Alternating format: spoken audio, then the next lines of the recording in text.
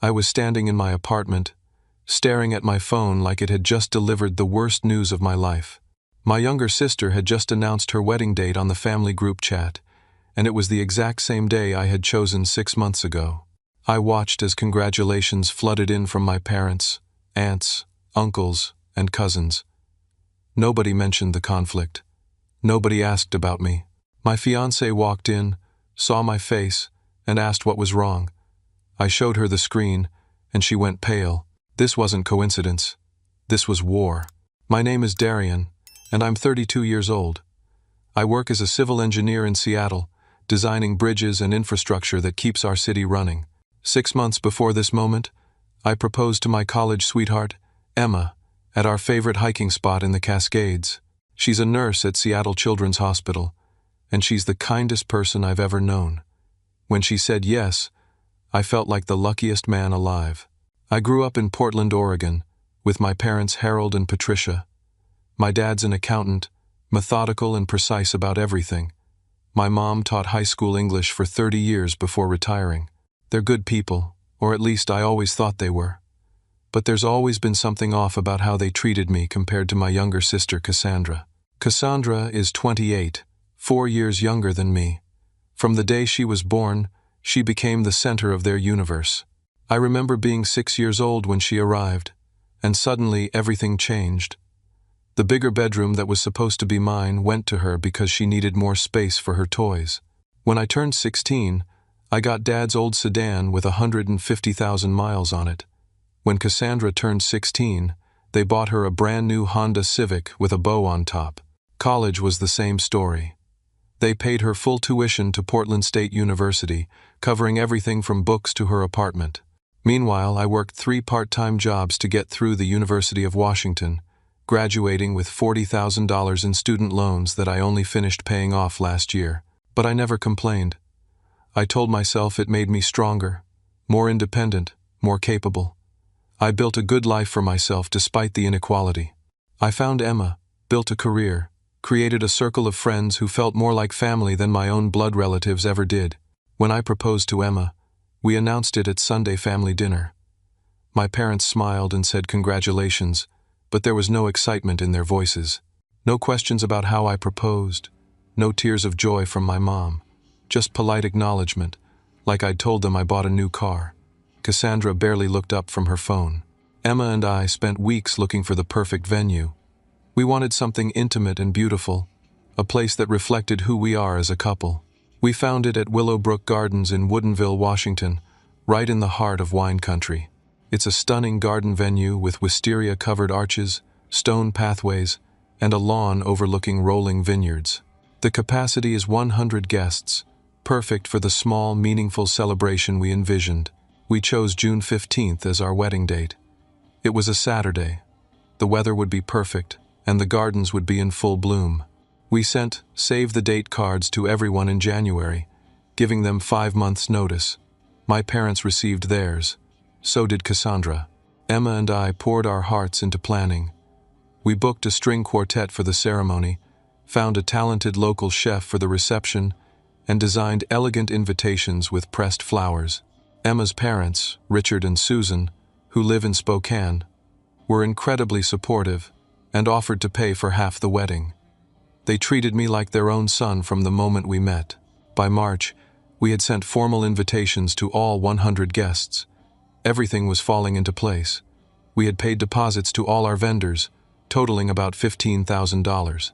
We were excited, hopeful, and so ready to start our married life together. Then, 2 months ago, Cassandra announced her engagement. She had been dating Trevor, who works in tech at some startup, for only 14 months. The family group chat exploded with excitement. My parents called her immediately, my mom crying happy tears. Aunts and uncles sent paragraphs of congratulations. It was the biggest news our family had seen in years. I texted Cassandra privately to congratulate her. She responded with a thumbs-up emoji. That was it. Last week, she posted in the family group chat again.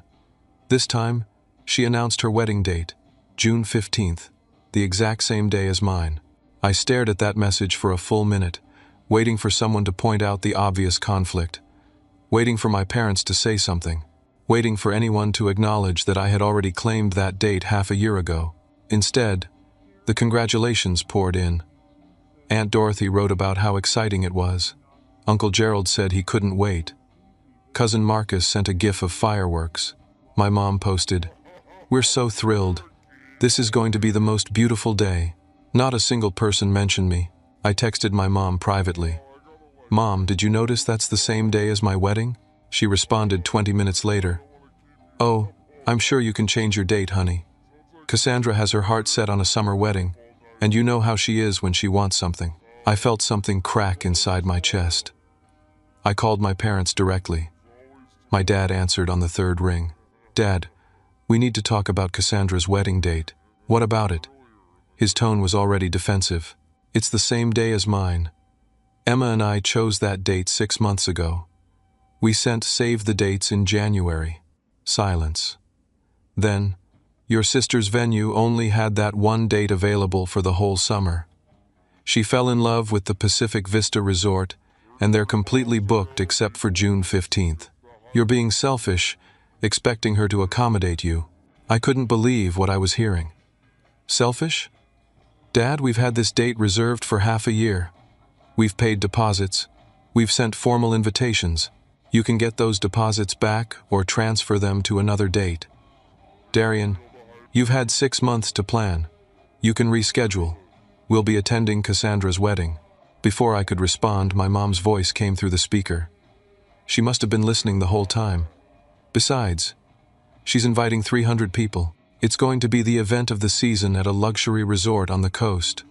Surely you understand. Your wedding is just a small garden thing with 100 people. It's not the same scale." "Just a small garden thing?" I repeated, my voice hollow. "You know what I mean," she said, sounding irritated. "Don't be dramatic. Cassandra needs this day, and you can be flexible. That's just how it has to be. We'll see you at Thanksgiving." They hung up, just like that. No apology, no acknowledgement of how much this hurt. Just an expectation that I would fall in line like I always had. Emma walked in to find me sitting on the couch, phone in my hand, staring at nothing. When I told her what happened, her face went through shock, anger, and finally settled on fierce determination. "We're not changing anything," she said firmly. "We planned this first. We're getting married on June 15th as scheduled." I loved her even more in that moment. Emma was pacing our living room, her nurse's scrubs still on from her shift. "This is insane. They can't actually expect you to just move your entire wedding because Cassandra decided she wants the same date." "Apparently they can," I said, still processing the phone call. "And they do." We spent the next hour going through our options. All our deposits were non-refundable. We had already spent $15,000, and that was just the beginning. The venue required full payment 60 days before the wedding. Our photographer, florist, caterer, and musicians all had strict cancellation policies. Moving the date would cost us thousands more, and there was no guarantee we could even find another date that worked with all our vendors' schedules. More importantly, we didn't want to move our date. We had chosen June 15th for a reason. It was meaningful to us. "My parents can help more if we need it," Emma said. "Richard and Susan had already been so generous, and I hated the idea of asking them for more." "No," I said. "We're not asking them to cover costs because my family is being ridiculous. We're keeping everything as planned." I decided to try reaching out to Cassandra directly. Maybe if we talked sister to brother, we could work this out. I texted her, "Hey, can we talk about the wedding date situation? I'd really like to discuss this." She responded 3 hours later with a message that made my blood boil. "Darian, I honestly didn't remember your date. Trevor proposed spontaneously at a winery last weekend, and when we toured the Pacific Vista Resort, they told us June 15th was their only opening for the entire summer season. It's a luxury resort right on the ocean, and it's absolutely perfect. I fell in love with it instantly. The wedding coordinator said if we didn't book immediately, we'd lose it. I can't believe you're making such a big deal about this. You always make everything about you. This is my special day, and I've dreamed about it since I was a little girl. Stop trying to ruin it for me. Besides, you're a guy. You don't even care about weddings. Emma can just pick another date and you'll show up. That's how it works. Let me have this one thing. I read the message 3 times. The audacity of it was breathtaking. She didn't remember my date that I had announced at a family dinner she attended. She expected me to believe that one of Oregon's premier wedding venues only had one single Saturday available in the entire summer. And somehow, I was the one being selfish.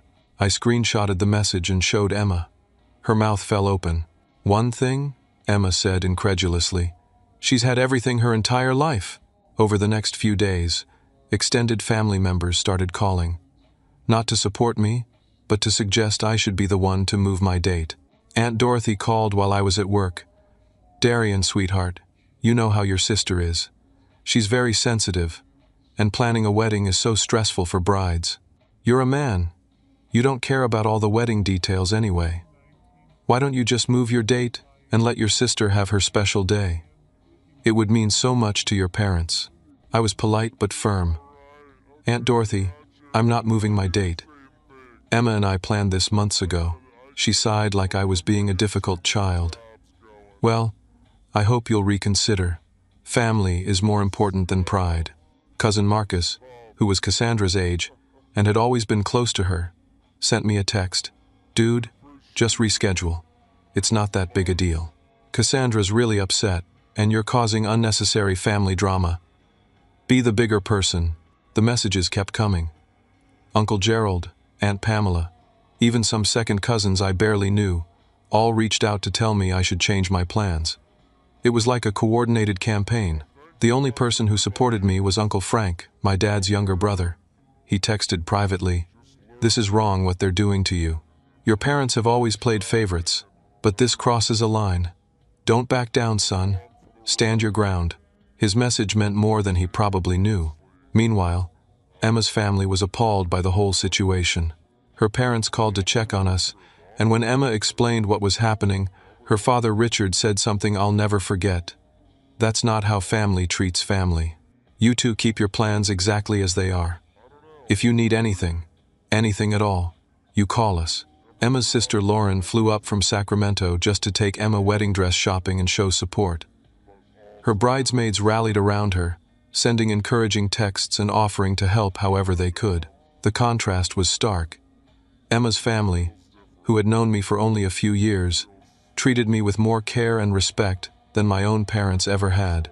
Emma and I had several long conversations about how to handle this. Part of me wanted to fight back, to call my parents out publicly, to make them see how wrong they were. But another part of me was just tired. Tired of always being the afterthought. Tired of competing for scraps of attention and approval. "What if we just let them make their choice?" I said one night.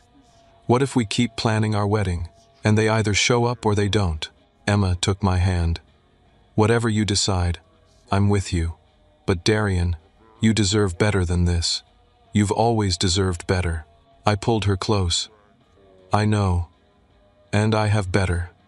I have you." We decided to continue with our plans and let the chips fall where they may. We weren't going to beg anyone to attend our wedding. We'd celebrate with the people who wanted to be there. Then, 2 weeks after the phone call with my parents, my mother called again. I almost didn't answer, but Emma encouraged me to hear her out. "Darian," she said, her voice tight, "I need you to listen to me. If you don't move your date, your father and I won't be attending your wedding. We've already RSVP'd yes to Cassandra's wedding. We've bought our outfits, a mother of the bride dress for me and a new suit for your father. We've booked our hotel room at the resort. We're not going to miss our daughter's wedding because you're being stubborn and unreasonable." The word daughter hit me like a punch. Not youngest daughter or Cassandra, just daughter, like I wasn't their son. I stayed silent for a long moment, and I could hear her breathing on the other end, waiting for me to argue or plead. "Finally," I said quietly, "I understand." There was a pause. She sounded surprised. "You do?" "Yes," I said. "I understand perfectly. You've made your choice. That's very clear." "Well, good. I'm glad you're finally being reasonable about this. Is there anything else?" I asked, my voice calm and detached. "No, I suppose not. We'll see you at the holidays." "Maybe," I said, Then I hung up. Emma was watching me with concern. "Are you okay?" I looked at her, and something shifted inside me. The hurt was still there, but it was being replaced by something else. Clarity, determination, resolve. "They made their choice," I told her. "Now I'll make mine." 2 months passed. It was now April, and the wedding was only 2 months away. Emma and I continued our planning without any involvement from my parents. They had completely stopped communicating with me. I wasn't included in family group chats anymore. When I tested it by posting a question about a family recipe, I realized I'd been removed from the main family chat entirely. Cassandra, meanwhile, was posting constantly on social media about her wedding preparations. Every day brought a new update. Photos of her dress, shopping with our mother. Videos of cake tastings with our parents and Trevor's family. Announcements about her bachelorette party in Napa Valley and Trevor's bachelor party in Las Vegas. She tagged every family member in these posts except me. Through her posts, I learned just how extravagant her wedding was going to be. The Pacific Vista Resort was one of the most expensive venues in Oregon, with ocean views and luxury accommodations. She had booked it for 300 guests. Her wedding dress was from a designer boutique and cost more than my first car. She hired a wedding planner who specialized in high-end events. The rehearsal dinner alone was for 80 people at a 5-star restaurant. From what I could piece together from her posts and comments from relatives, my parents were contributing at least $50,000 to her wedding. The total cost was probably well over $100,000. Emma and I, meanwhile, were planning a beautiful but modest celebration. Our venue was elegant but affordable. Our guest list was 100 people, and we were focused on meaningful details rather than extravagance. We wanted good food, beautiful flowers, and a day filled with love and joy. We didn't need crystal chandeliers or ice sculptures, but watching Cassandra's posts was like watching everything I'd experienced my whole life play out in real time. The favoritism, the disparity, the assumption that she deserved the best while I should be grateful for whatever was left over. What hurt most wasn't the money. It was seeing my parents in all her photos, smiling and laughing and celebrating with her. My mom helping her choose between flower arrangements. My dad toasting her and Trevor at their engagement party. They looked so happy, so proud, so involved. They used to call me once a week, usually on Sunday evenings. Those calls had stopped completely. I didn't call them either. What would I even say? Emma noticed how much it was affecting me. She would find me staring at my phone, scrolling through Cassandra's posts, and she'd gently take it from my hands. "Don't torture yourself," she'd say. But I couldn't help it. I needed to see it. I needed to fully understand what my family thought of me. In late April, the RSVP deadline passed for our wedding. We received 85 confirmations out of the 100 invitations we sent. 15 people declined. Among those 15 were my parents, Cassandra, Aunt Dorothy, Uncle Gerald, Aunt Pamela, and several cousins. The no responses from my family all included generic notes in the RSVP cards. Sorry, prior commitment, or unable to attend. Not one of them mentioned Cassandra's wedding directly. They were too cowardly even to be honest about it.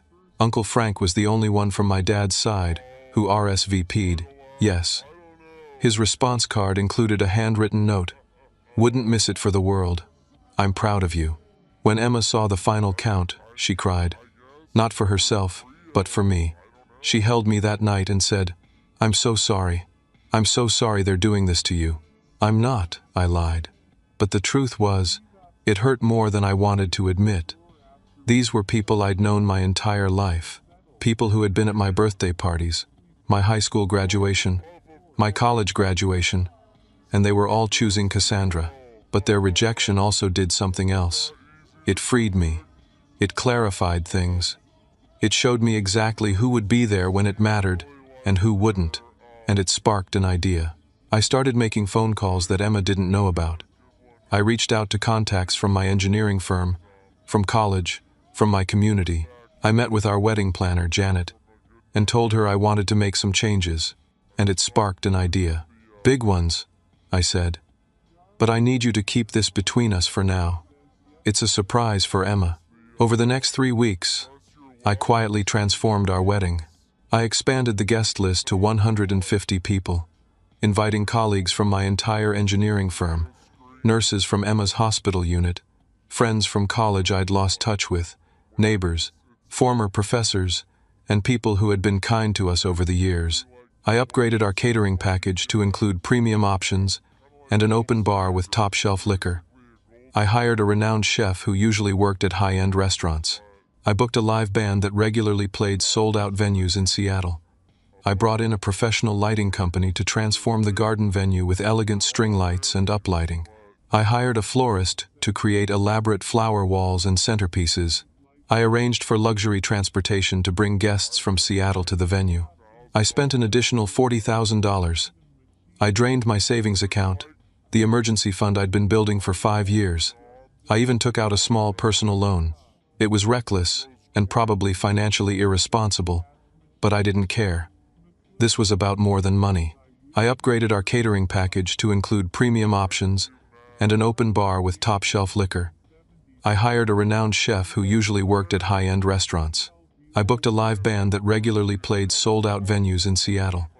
I brought in a professional lighting company to transform the garden venue with elegant string lights and uplighting. I hired a florist to create elaborate flower walls and centerpieces. I arranged for luxury transportation to bring guests from Seattle to the venue. I didn't tell them how elaborate the celebration would be. I didn't mention the upgrades or the band or any of it. I just sent the link. 3 weeks before the wedding, my phone rang. It was my mother. I stared at her name on the screen for several rings before answering. "Darian," she said, and her voice sounded different, nervous. "I've been hearing things from your Aunt Carol about your wedding." Aunt Carol was on Emma's side of the family and had been invited to our wedding. She must have mentioned something to someone who knew my mother. "What things?" I asked carefully. She said, "It sounds like you've really expanded your plans, that you've invited a lot more people and upgraded everything." "We've made some changes, yes. Well, your father and I have been talking, and we were wondering if there's any way we could attend both ceremonies. Your wedding starts at 2, and Cassandra's starts at 5. The venues are 3 hours apart, but if we left right after your ceremony, we could make it to hers before she walks down the aisle. Would that work?" I was quiet for a long moment, processing what she was asking. She wanted to squeeze my wedding into her schedule, to rush through my ceremony so she could get to the one that really mattered. "Mom, you already made your choice. You told me very clearly that if I didn't move my date, you wouldn't attend my wedding." "I know, but we didn't realize how nice your wedding was going to be. We thought it would just be a small thing." "A small thing," I repeated, like it didn't matter. "That's not what I meant." "Yes, it is. That's exactly what you meant. You assumed my wedding wasn't important enough to prioritize, and now you want to come because you're hearing it might be more impressive than you thought." "Darian, don't be like this. We're your parents. We should be there. You should have been there from the beginning. You should have told Cassandra to pick a different date. You should have acknowledged that I planned mine first. You should have cared about hurting me, but you didn't. You made your decision, and you told me I had to understand." "Well, Mom, I do understand. Perfectly. So you're saying we can't come?" "I'm saying you already chose not to come. You RSVP'd no. You bought outfits for Cassandra's wedding. You booked a hotel 3 hours away. You made your plans. Those are your choices, and you have to live with them, just like you expected me to live with mine. So you're saying we can't come?" "But we're your parents." I hung up before she could respond. My hands were shaking, but I felt strangely calm. Emma came into the room. "That was your mom?" I nodded. "What did she want?" "To attend both weddings, to rush through ours so she could get to Cassandra's." Emma's eyes widened. "What did you say?" I said no. She wrapped her arms around me. "Good." It was now mid-May, 3 weeks before the wedding, and apparently my conversation with my mother had created a firestorm I hadn't anticipated. Cassandra left me an angry voicemail. I didn't listen to it right away, but when I finally played it during my lunch break at work, her voice was shrill and furious. "How dare you threaten Mom on the phone?"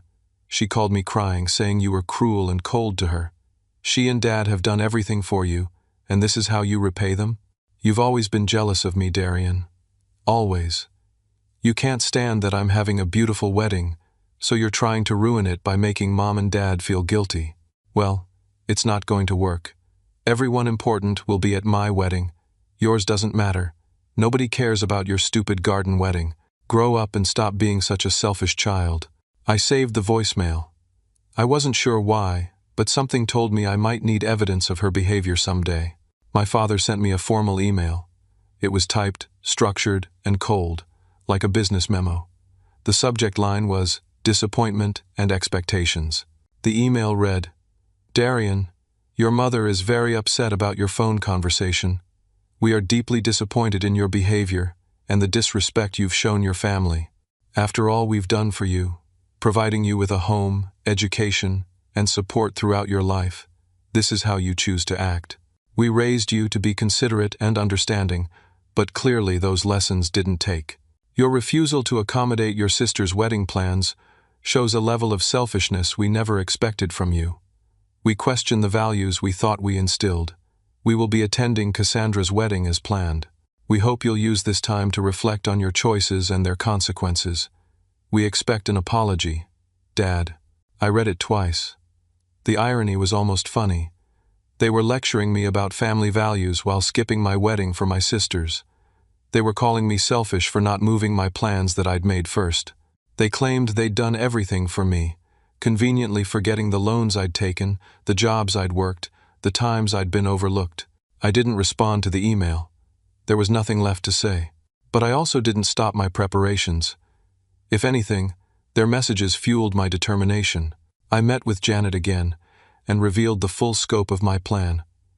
Her eyes got wider as I explained. "You're sure about this?" she asked. I met with Janet again and revealed the full scope of my plan. Her eyes got wider as I explained. Completely sure. The venue itself was being transformed. I'd hired a premium decorator who was bringing in thousands of additional flowers, creating elaborate floral walls for photos, and setting up elegant lounge areas with vintage furniture. A lighting company was installing custom string lights throughout the garden, along with uplighting that would make the venue glow at sunset. The catering had been upgraded to a premium package, with a renowned chef preparing a multi-course dinner. The bar was now fully open with top-shelf liquor, craft cocktails, and a champagne fountain. I'd hired a live band that usually played weddings for tech millionaires and celebrities. They had a full horn section and could play everything from jazz to classic rock to current pop hits. The photographer and videographer I'd booked were among the best in the Pacific Northwest. They'd worked weddings featured in magazines and had a waiting list a year long. I'd paid a premium to secure them. And then there was the live stream. I'd hired a professional company that usually streamed corporate events and concerts. They were setting up multiple cameras, professional audio, and a control booth. The stream would be high definition, with multiple angles, and would include graphics and transitions. It would look like a television production. But I'd added one more element Janet didn't know about yet. "I want to include testimonials in the live stream," I told her. "During the cocktail hour, I want the videographer to interview guests about Emma and me. Short clips, maybe 30 seconds each, talking about our relationship, what we mean to them, things like that. Then we'll edit them together and play them during the reception." Janet smiled. "That's beautiful. Emma will love that." "Emma doesn't know about any of this," I admitted. "She knows we've expanded the guest list a bit, but she doesn't know the full extent. I want it to be a surprise. She's going to be amazed." I hoped so. More than that, I hoped the people who had dismissed our wedding as a small, unimportant garden thing would see exactly what they were missing. The live stream link I'd sent to my family was going to give them a front row seat to their own mistake. 1 week before the wedding, Uncle Frank called me. "Darian, I need to tell you something. Your parents are panicking." "What do you mean?" "Half the family has been talking about watching your live stream during Cassandra's reception. Your Aunt Dorothy mentioned it to your mom, and apparently Cassandra overheard and had a complete meltdown. She's furious that people are more interested in your wedding than hers." I felt a grim satisfaction hearing that. "Good. There's more," Frank continued. "Several cousins have told me privately that they wish they'd RSVP'd to your wedding instead. Marcus called me last night saying he made a mistake. Pamela's kids are mad at her for making them go to Cassandra's wedding instead of yours. Why are they telling you this?" "There's more," Frank continued. Several cousins have told me privately that they wish they'd RSVP'd to your wedding instead. Marcus called me last night saying he made a mistake. Pamela's kids are mad at her for making them go to Cassandra's wedding instead of yours. Thanks, Uncle Frank. I appreciate you being honest with me. Your parents made a huge mistake, and they're starting to realize it. But it's too late now. They've shown you who they are. Don't forget that, no matter what they say or do after this. That evening, my phone buzzed with a text from my father. Just 4 words. Son, we need to talk. Call me. I didn't call back. Then another text from Cassandra. I know what you're doing. You're trying to upstage me. You've always been jealous, but nobody cares about your wedding. Everyone important will be at mine. I responded simply, I hope you have a beautiful day tomorrow, Cassandra. I really do. I meant it, in a way. I hoped she had the wedding of her dreams. I hoped it was everything she wanted. Because after this, when she realized what she'd done and how she'd behaved, she was going to need that memory. That night, I couldn't sleep. Emma found me on our apartment balcony at 2 a.m, staring out at the Seattle skyline. She wrapped a blanket around my shoulders and sat beside me. Talk to me. I keep thinking about my parents, I admitted. Part of me still wants them there. Part of me wants them to see what they're missing and feel terrible about it.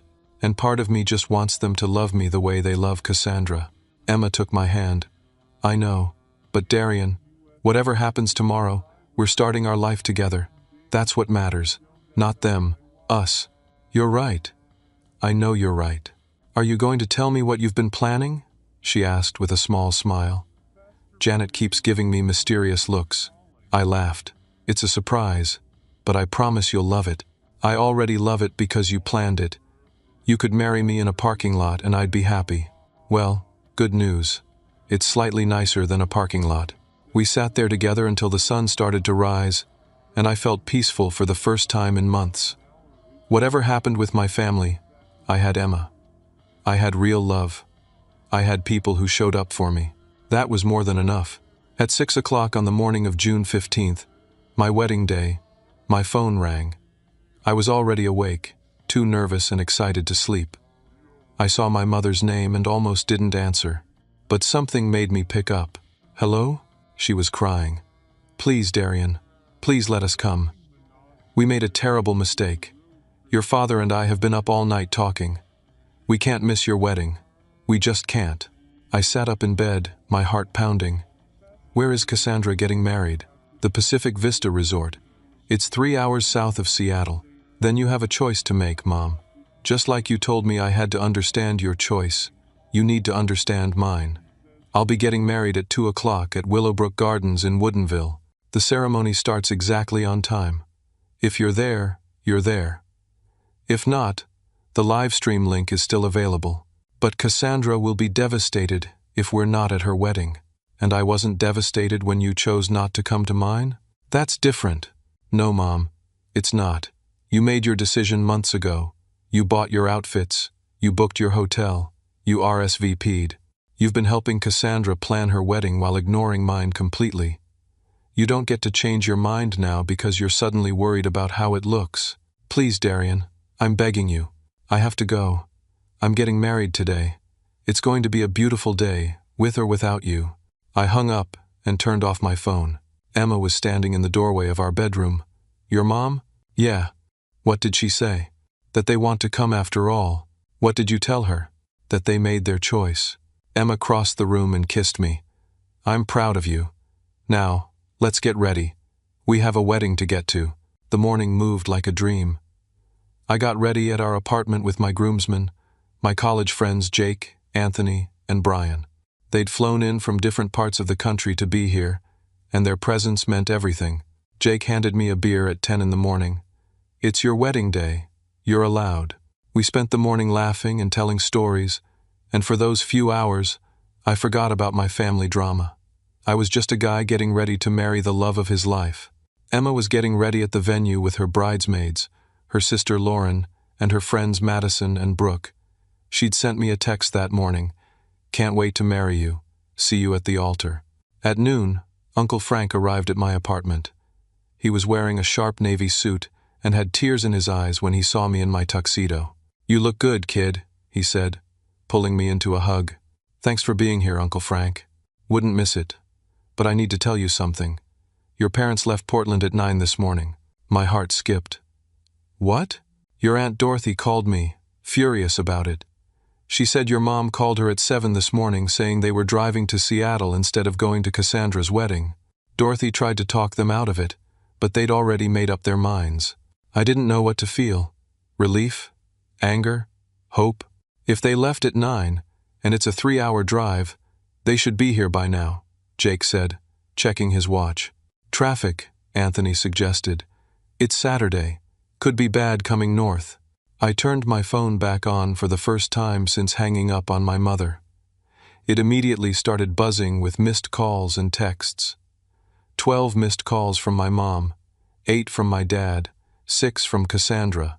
The most recent text from my mom, sent 15 minutes ago. "We're almost there. Please wait for us." I looked at Uncle Frank. "Did Cassandra know they were coming here?" "Oh, she knows now," Dorothy called her to tell her. "Apparently Cassandra is having a complete breakdown. Trevor's trying to calm her down, but she's threatening to cancel the whole wedding." I felt a twist of guilt, then pushed it away. I hadn't done anything wrong. I'd planned my wedding first, and I'd invited my parents. They were the ones who had created this mess. "What are you going to do?" Brian asked. I checked the time. It was 12:30. The ceremony was at 2. Guests would start arriving at 1:30. "We're sticking to the schedule," I said. "The ceremony starts at 2. If they're there, they're there. If not, we start without them." We drove to the venue at 1. When we arrived, I nearly stopped breathing. The garden looked like something out of a fairy tale. The wisteria-covered arches were in full bloom, cascading purple flowers everywhere. The flower walls I'd ordered were stunning, creating perfect photo backdrops. The string lights were already tested and ready, waiting for sunset to really shine. The tables were set with elegant linens and centerpieces of white roses and greenery. The stage for the band was set up, instruments ready. The bar was fully stocked, and I could see the catering team setting up the most beautiful food displays I'd ever seen. Janet found me immediately. "Everything is perfect. Emma's in the bridal suite and she's absolutely glowing. The photographer is with her now. Are you ready for this?" "More than ready." Guests started arriving at 1:30.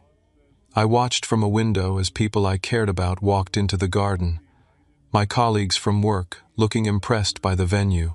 Emma's hospital co-workers, many of whom I'd gotten to know over the years. College friends I hadn't seen in years. High school buddies, neighbors, community members. Uncle Frank stood with me. At 1:50, there was still no sign of my parents. "I'm sorry," he said quietly. "Don't be. Let's just do this." At 1:55, I took my place at the altar with Reverend Thompson, Emma's family pastor who had agreed to officiate. My groomsmen stood beside me. The string quartet began playing, and then there was a commotion at the entrance. I saw my parents rushing in, disheveled and out of breath. My mother's hair was messy. My father's tie was crooked. They looked panicked and exhausted. They tried to approach me, but Richard, Emma's father, intercepted them smoothly.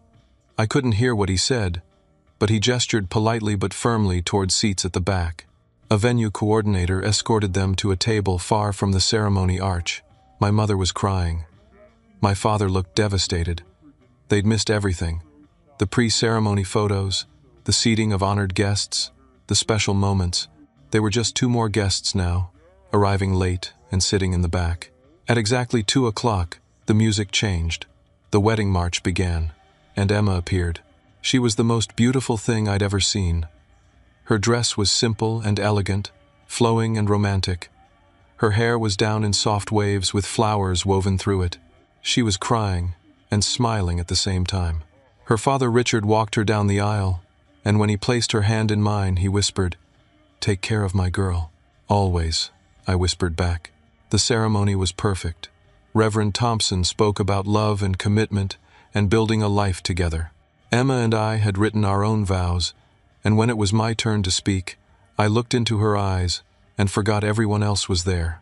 "Emma, before I met you, I thought I understood what family meant, but you taught me something better. You taught me that family isn't about who you're born to. It's about who shows up, who stays, who chooses you every single day. You've chosen me every day for 8 years, and I promise to choose you every day for the rest of my life. You are my home. You are my family. You are my everything. Emma was crying, and so was half the audience. When she said her vows, promising to be my partner and my safe place and my biggest supporter, I had to blink back my own tears. We exchanged rings. We were pronounced husband and wife. We kissed while everyone applauded and cheered. As we walked back down the aisle together, I saw my parents sitting at their table, both crying. My mother reached out as we passed, but I was already moving forward, Emma's hand in mine, into our future. During the receiving line, every single guest congratulated us with genuine warmth and joy. When we finally finished greeting everyone, the photographer approached. "Ready for family photos?" she asked. Before my parents could approach, Richard stepped forward with Emma's family. "Let's start with the bride's family," the photographer said naturally. We took beautiful photos with Emma's parents, her sister, her grandparents, her aunts and uncles. Then photos with the wedding party. Then photos with my groomsmen. Then photos with various groups of friends. The photographer never asked about my parents. I'd briefed her in advance that there might be family complications and to follow my lead. I never gave her a signal to call them over. My parents stood off to the side, watching, waiting. But I didn't call them. I didn't acknowledge them. They were just guests who had arrived late. During the cocktail hour, something happened that I hadn't fully anticipated. Uncle Frank found me with a strange look on his face. "Darian, you need to see this." He showed me his phone. The live stream of my wedding had over 800 viewers. The chat was active with comments. But more than that, he showed me texts he was getting from family members, from people who were supposed to be at Cassandra's wedding right now. "Aunt Dorothy, we're watching Darian's ceremony. It's absolutely beautiful. I think we made a mistake. Cousin Marcus, is this really Darian's wedding? This is incredible. Why didn't anyone tell us it was going to be like this?" Uncle Gerald, we're at Cassandra's cocktail hour, but everyone is watching Darian's live stream on their phones. Cassandra is locked in the bridal suite, refusing to come out. This is a disaster. Uncle Frank scrolled through more messages, all saying similar things. People at Cassandra's wedding were watching mine on their phones. Her carefully planned reception was being ignored as guests clustered around phones and tablets, streaming my ceremony. More messages came through with photos. Empty tables at Cassandra's elaborate reception. Her 5-tier cake sitting untouched. The dance floor completely vacant. Several people had apparently left her wedding early and were driving to mine. One message from a second cousin read, "Cassandra's wedding is beautiful, but it feels empty. Everyone's talking about Darian's wedding and how they chose the wrong one. Trevor looks furious. This is so awkward." I stared at the messages, feeling a complex mix of emotions. I hadn't set out to ruin Cassandra's wedding. I just wanted to have a beautiful day for Emma and me. But Cassandra had started this by deliberately choosing my date. "That's not my concern today," I told Uncle Frank, echoing words I'd thought many times. "Today is about Emma and me." But even as I said it, I knew the fallout from this was going to be massive. I put my phone away and went to find my wife. Emma was talking with her bridesmaids, glowing with happiness. When she saw me, her face lit up even more. "Having fun?" she asked. "The best day of my life," I said honestly. The reception was about to begin, and I couldn't wait to see her reaction to everything I'd planned. The reception began at 5:30, as the sun started its descent toward the horizon. The garden was transformed. The string lights came on, creating a canopy of stars above us. The uplighting made the flowers glow. It looked magical. Emma gasped when she saw it. "Darian, this is incredible. When did you do all this?" "I've been working on some surprises," I admitted with a smile. Our entrance was announced, and we walked in to thunderous applause. The band started playing, and they were phenomenal.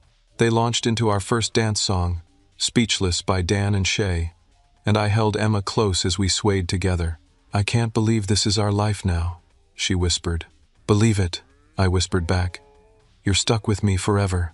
The food service began, and guests raved about every course. The chef had outdone himself with locally sourced salmon, perfectly cooked steak, and vegetarian options that were works of art. The open bar was flowing, and people were having an amazing time. Then came the toasts. Emma's father, Richard, went first. He stood up with a glass of champagne and cleared his throat. "I want to tell you all about the first time I met Darian," he began. "Emma brought him home for Thanksgiving 4 years ago. I did what any father does. I interrogated him, asked him about his intentions, his career, his values. And you know what impressed me most? His honesty. When I asked him what he loved about Emma, he didn't give me some smooth answer. He said, 'She makes me want to be better. Not because I'm not good enough, but because she inspires me to grow.' That's when I knew." He paused, looking at me with genuine affection. "Today we didn't gain a son-in-law. We gained a son. Period. Darian, you are family. You have been from that first Thanksgiving, and you always will be. Welcome home." The applause was deafening. I saw my mother at her back table, crying into a napkin. My father had his head down. Jake gave the best man toast next, telling funny stories about our college days and how he'd watched me fall completely in love with Emma. "I've known Darian for 12 years, he said, "and I've never seen him happier than he is with Emma. That's how you know it's real." The evening continued with dancing, laughter, and joy. The band played everything from Frank Sinatra to Bruno Mars, and the dance floor was packed. Around 7 o'clock, as the sun was setting in brilliant oranges and pinks, there was another commotion at the entrance. A group of people arrived, looking uncomfortable and out of place. It was Cousin Marcus, Aunt Dorothy, Uncle Gerald, and 6 other family members. They were supposed to be at Cassandra's wedding. They were dressed formally, clearly having come straight from her reception. They approached me hesitantly. Aunt Dorothy looked like she'd been crying. "Darian, we're so sorry. We made a terrible mistake." Marcus stepped forward. "We should have been here from the beginning. Your wedding is beautiful. We chose wrong." I looked at them, these people who had dismissed my wedding as unimportant, who had sided with Cassandra without a second thought. I should have felt vindicated. Instead, I just felt tired. "I appreciate you coming," I said carefully. "But you need to understand something. You didn't just miss a wedding. You showed me exactly where I stand in this family. That's not something you can take back with an apology." Aunt Dorothy was sobbing now. "We were so wrong. About everything. We've always taken you for granted. You were always the strong one, the independent one. We thought you didn't need us." "Everyone needs their family," I said quietly. "I just learned mine was smaller than I thought." Uncle Gerald spoke up. "Your sister's wedding fell apart. Half the guests left early. The ones who stayed were watching your live stream. She's devastated." I felt a pang of something. Not quite guilt, but not satisfaction either. That's between her and the choices she made. They stood there awkwardly until Emma came to my rescue. "There's food and drinks if you'd like to stay," she said graciously. "But tonight is about celebrating, not dwelling on the past." They thanked her and moved off to find seats. At 7:30, my parents finally approached. I'd been half expecting it, half dreading it. They looked terrible. My mother's makeup was ruined from crying, and my father looked like he'd aged 10 years. "Son," my father started, his voice breaking. "We need to talk." "Not now," I said. "This is my wedding reception. Please," my mother begged. "Please let us explain." I looked at Emma. She squeezed my hand and said, "I'll give you a minute." She kissed my cheek and walked away, giving us space. I led my parents to a quiet corner of the garden, away from the party. "You have 5 minutes," I said. My mother started talking, words tumbling out between sobs. "We're so sorry. We were so wrong. About everything. We've always taken you for granted because you were always okay. You were independent and successful, and you never needed us. Cassandra always needed us, so we gave her more attention. But we see now that was wrong. So wrong." My father spoke next. "Son, we failed you. Not just today. For years. We prioritized your sister's wants over your needs. We made you feel like you didn't matter. We treated you like you were less important. And that's unforgivable." I listened, my emotions churning. Part of me wanted to hug them and forgive everything immediately. Part of me wanted to tell them exactly how much they'd hurt me. Part of me wanted to walk away and never speak to them again. "Do you know what the hardest part was?" I finally said. "Not that you chose her wedding. It's that you never even considered that your choice would hurt me. You just expected me to understand, to be fine with it, to move my wedding because Cassandra wanted that date. Like my feelings didn't count, like I didn't matter." "You do matter," my mother insisted. "You matter so much." "Then why didn't you show it?" I asked. "Why have you spent my entire life making me feel like I'm second place? The smaller bedroom, the used car, working my way through college while she got everything paid for. And now this, my wedding day, and you chose hers." My father was crying now too. "We thought we were being good parents by supporting her because she needed more help. We didn't realize we were failing you. We thought you were strong enough that you didn't need our support the same way. We were wrong. So incredibly wrong." "You were," I agreed. "And I don't know if we can fix this. The damage is deep. It's not just about today. It's about a lifetime of feeling like I wasn't enough." "You're more than enough," my mother said. "You're amazing. Look at what you've built. Look at this incredible woman you married. Look at all these people who love you. You did all that without us, and that's our failure, not yours." "I need you to understand something," I said, my voice steady despite my emotions. "If you want to be part of my life going forward, things have to change. No more favoritism, no more excuses, no more expecting me to just understand when you hurt me. Real change, consistent effort. Otherwise, I'm done." "We'll do anything," my father said. "Anything to make this right." "I don't know if you can make it right," I admitted. "But I'm willing to let you try. Not today, though. Today is about Emma and me. Today is about celebrating with the people who showed up. If you want to stay for the rest of the reception, you can. But we're not doing family photos. We're not pretending everything is fine. You're just guests who arrived late." They nodded, still crying. "One more thing," I added. "You need to think about the message you sent to Cassandra. You enabled her behavior her whole life. You taught her she could have anything she wanted, even things that belonged to other people. You created this situation as much as she did. If you want to fix your relationship with me, you need to fix what you did to her too." My mother nodded. "You're right. We ruined both of you in different ways." I didn't disagree. Emma appeared then, like she had a sixth sense for when I needed her. "Everything okay?" she asked, though she was really asking me, not them. "Yeah," I said, taking her hand. "Mom, Dad, you can stay if you want, but right now, I need to dance with my wife."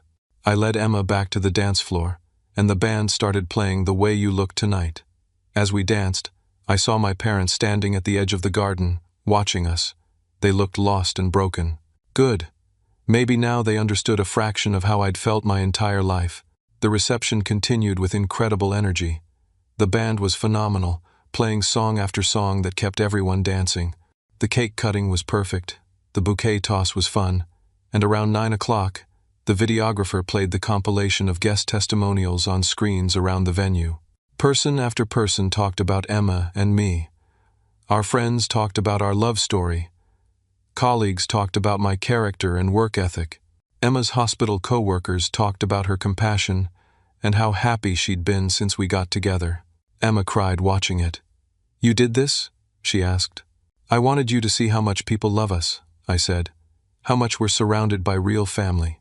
At 9:30, my phone buzzed with a call. It was Cassandra. Against my better judgment, I stepped outside to answer it. "My wedding was ruined," she screamed before I could even say hello. "Everyone was watching your wedding. Half my guests left early. Mom and Dad missed my ceremony because they were trying to get to yours. This was supposed to be my day, my special day, and you destroyed it." I let her vent, waiting until she ran out of steam. "Cassandra," I said calmly when she finally stopped, "you made your choice when you deliberately scheduled your wedding on my date. You thought you could take this from me like you've taken everything else our whole lives. You thought people would automatically choose you because they always have. But you know what you actually did? You revealed to everyone exactly who you are. You showed them that you're selfish and entitled and willing to hurt your own brother for attention. and now you have to live with the consequences. I hate you, she screamed. This is all your fault. No, Cassandra. This is your fault. You made this bed. Now lie in it. I hope someday you'll grow up enough to understand what you did. I hope you'll learn that the world doesn't revolve around you. But right now, I have a reception to get back to. I have a wife to dance with, and guests who actually wanted to be here. Goodbye. I hung up and turned off my phone again. When I walked back inside, Emma was waiting. Your sister? Yeah. Is she okay? No. But that's not my problem to solve anymore. Emma wrapped her arms around me. I'm so proud of you. For all of this. For standing up for yourself. For creating this beautiful day. For choosing us. Always us, I said, kissing her forehead. The reception continued until midnight. We did the sparkler exit, with all our guests lining up with sparklers creating a tunnel of light. We walked through it to a vintage car, decorated with flowers, heading to our honeymoon suite at a luxury hotel in Seattle. As we drove away, I looked back one last time. I saw my parents standing with Emma's parents, talking quietly. I saw Uncle Frank giving me a thumbs up. I saw Jake and Anthony and Brian laughing together. I saw all the people who had chosen to be there, who had celebrated with us, who had shown up when it mattered. Emma squeezed my hand. We did it. We built our own family. Yeah, I said, smiling. We really did. The honeymoon suite was beautiful, but I barely noticed the luxury around us. All I could see was Emma, my wife, the woman who had stood by me through all of this. We stayed up talking until 3 a.m, reliving every moment of the day. Emma finally admitted she'd figured out about a week ago that I was planning something big. Janet couldn't keep a completely straight face, she laughed. And when my coworkers started mentioning they were coming to the wedding, I knew you'd expanded the guest list significantly. But Darian, I never imagined anything like what you created. It was perfect. Absolutely perfect. You deserved perfect, I said simply. We deserved it, she corrected. After everything we went through, we deserved a day that was just about us and the people who love us. The next morning, we slept in late. When I finally turned my phone back on around 11, it exploded with messages. Hundreds of them. Texts, voicemails, emails, social media notifications. Most were congratulations from guests thanking us for an incredible evening. Many mentioned it was the best wedding they'd ever attended. The live stream had apparently been watched by over 2,000 people by the end of the night, and the comments were overwhelmingly positive. But there were other messages too. From family members trying to explain, apologize, justify their choices. From people who had been at Cassandra's wedding, describing what had happened there. According to multiple sources, Cassandra's reception had been a disaster. After the ceremony, which my parents missed entirely, guests had gone to the cocktail hour. That's when people started pulling out their phones to watch my wedding live stream. By the time dinner was served, entire tables were watching my ceremony, instead of celebrating Cassandra's. Cassandra had apparently noticed and locked herself in the bridal suite, refusing to come out. Trevor had tried to convince her to join the reception, but she was inconsolable.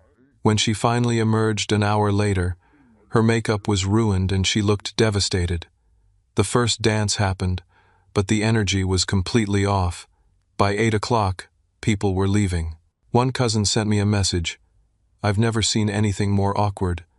Cassandra kept crying and talking about how you ruined her day. Trevor looked embarrassed. Your parents weren't there to help manage it. It was just sad.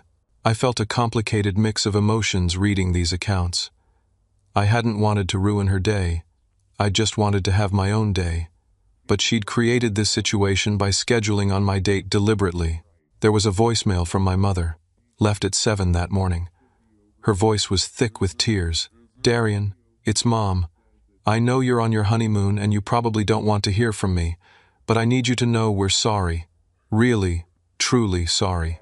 Watching your wedding yesterday, seeing how beautiful it was, seeing how happy you and Emma were, and knowing we almost missed it because of our own foolishness. We spent the whole drive back to Portland last night talking. We've been terrible parents to you. We see that now.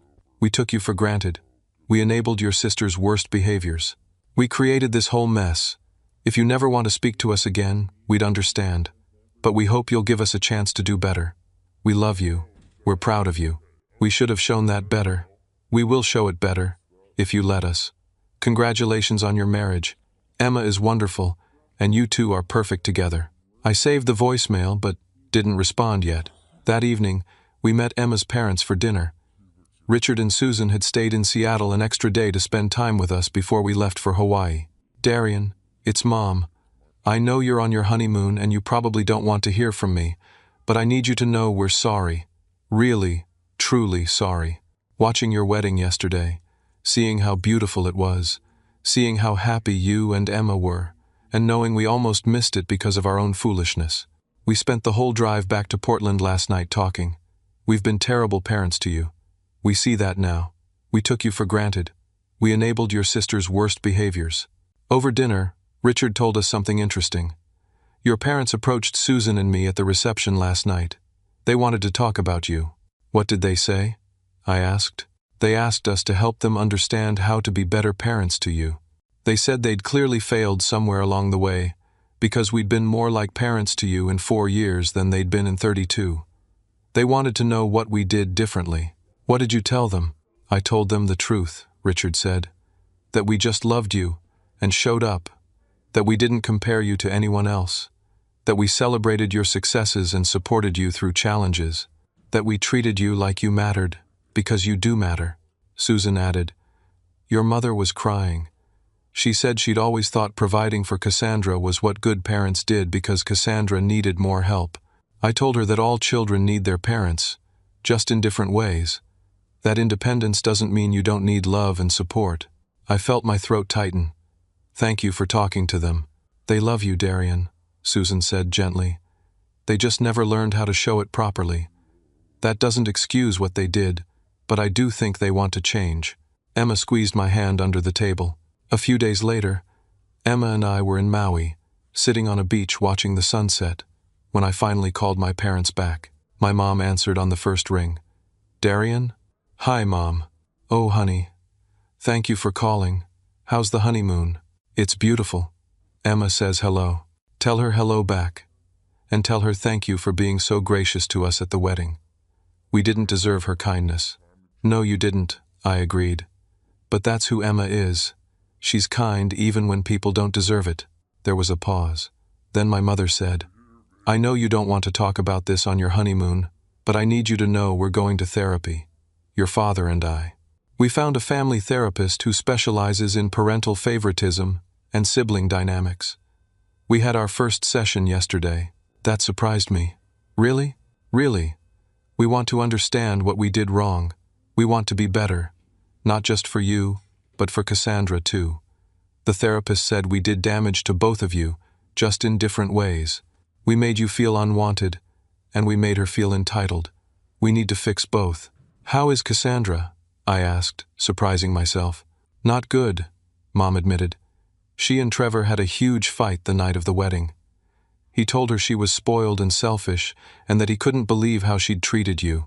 They're in counseling too, trying to save their marriage before it even really started. She's finally starting to see how her behavior affected people. It's painful to watch, but necessary. I hope she figures it out, I said, and I meant it. Can we see you when you get back from your honeymoon? Mom asked hesitantly. Maybe have dinner with you and Emma? We'd like to start over, if you'll let us. I thought about it. I need you to understand something first. This isn't going to be fixed overnight. You hurt me deeply, and that hurt goes back my whole life. I'm willing to try to rebuild a relationship with you, but it's going to take time and consistent effort. We understand, whatever it takes, and I need you to respect my boundaries. If I say something bothers me, you need to listen. You can't dismiss my feelings anymore. We won't, we promise. Okay, I said. When we get back, we can have dinner. But Mom, if things don't change, if you fall back into old patterns, I'm done. I won't keep subjecting myself or Emma to treatment that hurts us. That's fair. That's more than fair. Thank you for giving us a chance. After we hung up, Emma asked, How do you feel? Cautiously hopeful, I admitted. But also protected. I'm not going to let them hurt me again. Good, she said. You deserve better. And if they can't give you better, we'll build our life without them. We already have, I said, pulling her close. Over the next few months, my parents did make real efforts to change. They came to dinners and asked about our lives with genuine interest. They apologized repeatedly and specifically for past hurts. They went to therapy consistently and sometimes shared insights they were learning. Slowly, carefully, we started to rebuild something. It wasn't the relationship I'd wished for as a child, but it was honest and healthier than what we'd had before. Cassandra reached out 6 months after the wedding. She sent me a letter, handwritten, apologizing for everything. She acknowledged her role in the conflict, admitted she'd scheduled her wedding on my date deliberately because she was jealous of my relationship with Emma, and said she was working on herself in therapy. I spent my whole life being told I was special and deserving of everything, she wrote. I never learned to consider other people's feelings. I never had to face consequences. What happened at our weddings was a wake-up call. I'm trying to be better. I don't expect you to forgive me, but I wanted you to know I'm sorry, and I'm working on changing. I wrote back, keeping it brief but kind. I told her I appreciated the apology, and I hoped therapy was helping her. I didn't offer to rebuild our relationship immediately, but I left the door open for the future. Emma and I settled into married life beautifully. We bought a small house in Seattle with a garden where we could grow vegetables and flowers. We hosted dinners for friends and colleagues. We built a life filled with love and laughter and chosen family. Uncle Frank became a regular fixture at our house, joining us for Sunday dinners and holidays. Emma's parents visited often. My groomsmen and Emma's bridesmaids stayed close, and our circle of friends expanded to include people who genuinely cared about us. A year after the wedding, Emma and I were at a coffee shop near our house when she brought up something that had been on my mind too. I've been thinking about what happened with your family, she said. About the wedding and everything that came before. Yeah? I think the best thing that came out of all that pain was clarity. You finally saw the truth about how they'd treated you your whole life. And instead of letting it destroy you, you used it to build something better. She was right. The wedding disaster had forced me to confront painful truths I'd been avoiding my whole life. It had shown me who really cared about me. It had taught me that I deserved better than I'd been accepting. What did you learn from all of it? Emma asked. I thought for a long moment. I learned that family isn't about who shares your blood. It's about who shows up when it matters. I learned that you teach people how to treat you by what you tolerate. I learned that standing up for yourself isn't selfish, it's necessary. What else? I learned that the people who truly love you will celebrate your joy, not compete with it. That sometimes the greatest gift is letting people face the consequences of their choices. That building your own chosen family is more valuable than forcing broken relationships to work. Emma smiled. Anything else? Yeah, I said, taking her hand.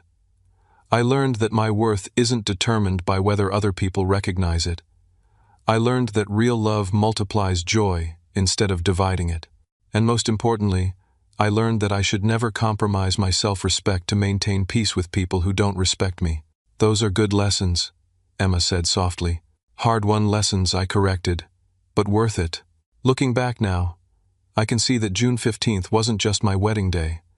It was the day I finally freed myself from a lifetime of trying to earn love that should have been freely given. It was the day I chose myself, chose Emma, chose the life we deserved. My parents are part of our life now, but with healthy boundaries. Cassandra and I have a cordial but distant relationship. We see each other at holidays and are polite, but we're not close. Maybe someday that will change, maybe it won't. I'm okay either way. What matters is that Emma and I built something real and lasting. We created a home filled with love, respect, and mutual support. We surrounded ourselves with people who show up, who celebrate us, who choose us. As I drove away from our wedding that night, I thought I was leaving behind a broken family, but I was wrong. I wasn't losing a family. I was freeing myself to build a better one, and that made all the difference. Now, as I sit here in our garden, watching Emma plant tomatoes while our dog plays at her feet, I understand something profound. The greatest act of love isn't tolerating mistreatment. It's having the courage to demand better, the strength to walk away from what hurts you, and the wisdom to build a life with people who truly value you. My sister set her wedding on the same day as mine on purpose. My parents chose to attend hers, and in doing so they gave me the greatest gift they'd ever given me: clarity. I finally understood that I deserved more, and I went out and found it. So here's my question for you. Have you ever had to make the difficult choice between keeping peace with family and standing up for yourself? How did you handle it? What did you learn? I'd love to hear your stories in the comments below. If this story resonated with you, please hit that like button and subscribe to hear more stories about finding strength in difficult family situations. Share this with someone who might need to hear that it's okay to choose themselves. And remember, family isn't always about blood. Sometimes it's about finding your people and building something beautiful with them. Thank you for listening to my story. I hope it helps someone out there who's struggling with similar family dynamics. You deserve to be celebrated. You deserve to be chosen. You deserve to be loved without conditions. May you have the courage to build the family you deserve, whether that includes the people you were born to or the people you choose along the way. May you surround yourself with people who show up, and may you never settle for less than your worth. Take care of yourselves. Choose people who choose you. And remember that sometimes the best revenge isn't revenge at all. It's living well and surrounding yourself with genuine love. Thanks for being here. Until next time.